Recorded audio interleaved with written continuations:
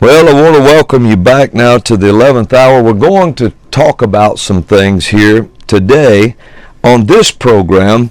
The Lord had started talking to me this morning about it, and I'm going to try to read my own writing here, and we'll see what happens.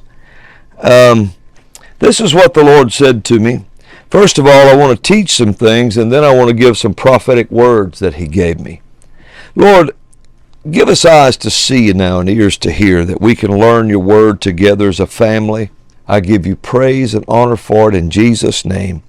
Amen. Now, this is what the Lord said to me. He said, God wants to hear what He's put inside you. God wants to hear what He's put inside you. See, in the beginning when God created Adam, and He made him, the scripture said they walked together in the garden in the cool of the day. And when it talks about after Adam sinned, it said he heard the voice of the Lord God walking in the garden in the cool of the day. The voice of the Lord God is actually means he heard him conversating in the garden. See, Adam's conversation had changed. He didn't talk like he used to talk. He couldn't talk on God's level anymore because he had sinned. Now, listen to this. If we go over here to Genesis 1 and watch this close, in Genesis 1 we'll start in verse 28 or 26. And God said, let us make man in our image after our likeness, and let them have dominion over the fish of the sea, and over the fowl of the air, and over the cattle, and over all the earth, and over every creeping thing that creepeth upon the earth. So God created man in His own image. In the image of God created He him. Male and female created He them.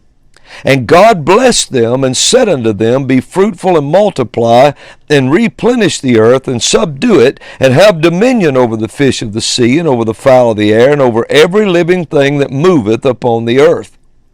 Now notice what He said. He said He created him in His image after His likeness. Let him have dominion over everything that walks, crawls, swims, and flies.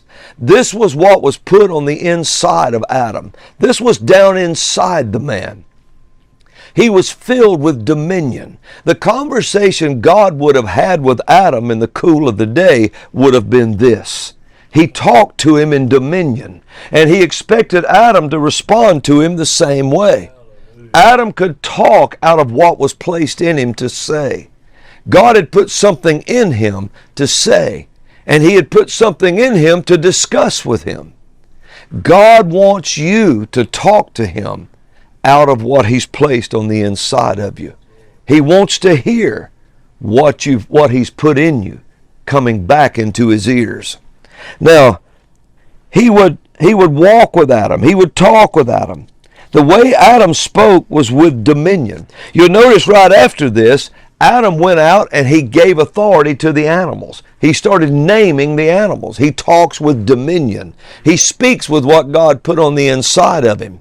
He don't just come up with any conversation out of the blue. He talks with what God put in him, and so he goes out and starts naming the animals.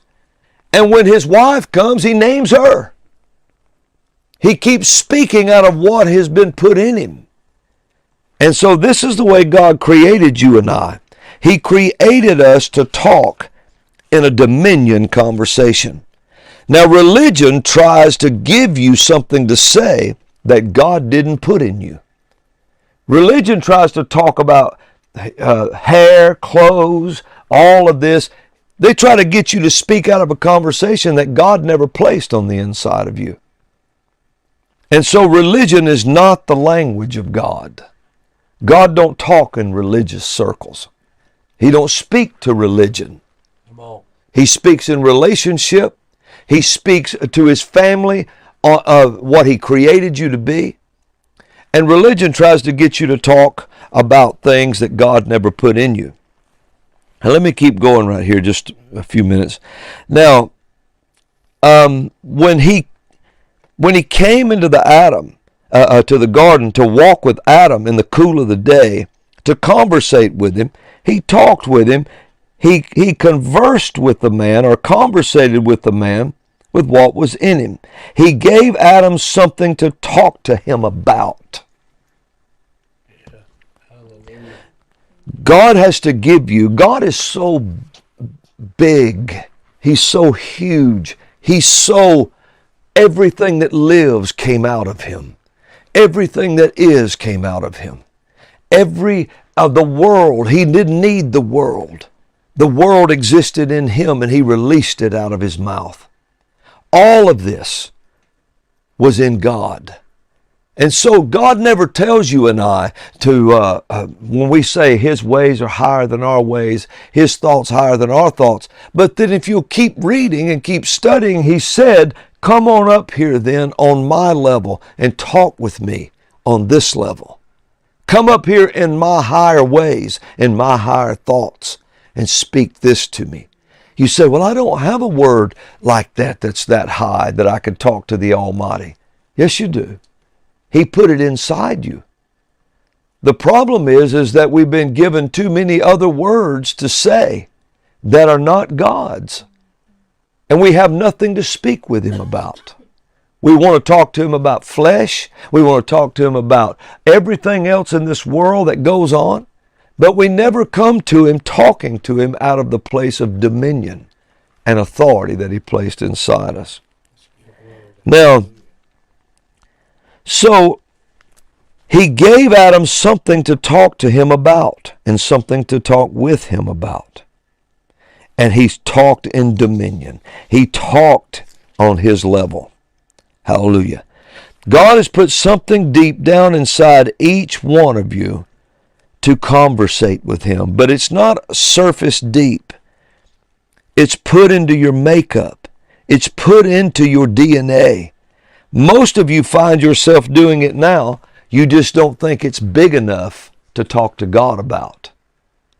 See, some of you are called to, he put down on the inside of you to start to open stores and things like that. He put things on the inside of you, some of you to be pilots, some of you to be law enforcement, some of you to do this, and that's been inside you. You played like you were a cop since you were just a little bitty kid. That's all you ever played, man. You always wanted a badge, you always wanted a gun, you always wanted to do something.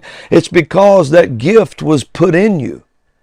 And it's to live in this world and be a success in this world. But he put that on the inside of you, and that's what he wants you to talk to him about this dominion he's given you.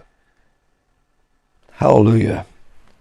Now, so he wants to speak with you about this. He wants to talk to you about this. He wants to